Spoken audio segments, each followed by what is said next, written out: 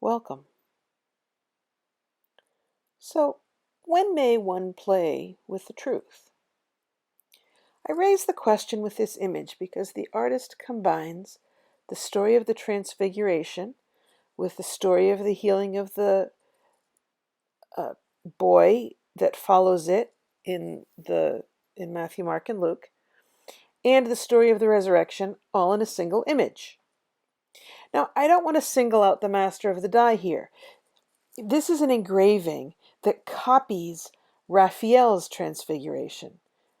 Because I'm uncertain of the rights to the Raphael piece, I'm using this one, but feel free to find Raphael's and listen to the audio track of this video while looking at a full color version.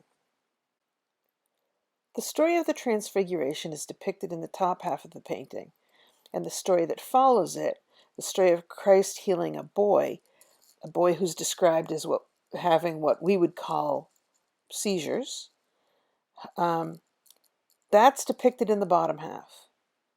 It's not at all unusual to depict several scenes from Scripture in one painting, but doing so raises interesting questions that we'll come to in a moment.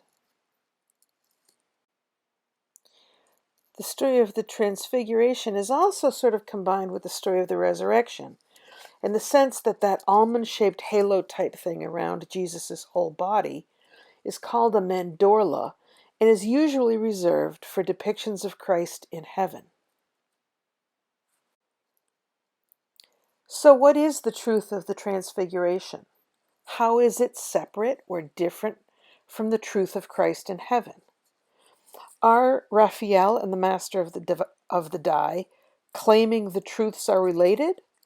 Or are they asking the viewer to consider whether each story sheds light on the other?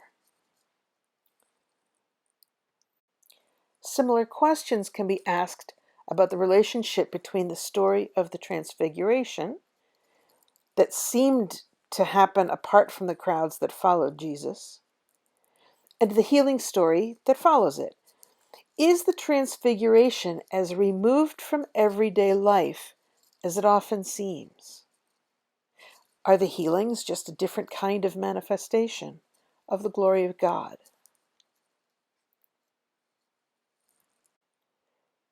An argument can be made that no Scripture story can be understood without considering it within the context of the other stories near it, with the rest of the chapter, with the whole book in which it is found, and even in the whole arc of salvation history from Genesis to Revelation, from the beginning of the Bible to the end. Does this mean that an artist should try to get all of Scripture in one painting? That would probably be too confusing, though there is a crucifixion by Lucas Cranach the Younger that I might share with you one day that includes a lot in one image and does it well. Does this mean that a single Scripture story can tell only part of the whole truth? Probably. Do interesting aspects of the truth appear when one starts juxtaposing biblical stories? Absolutely. In this regard, playing with these stories and playing with the relationships of these truths becomes a great source of rich theological depth. Have fun. Thank you for watching. God bless.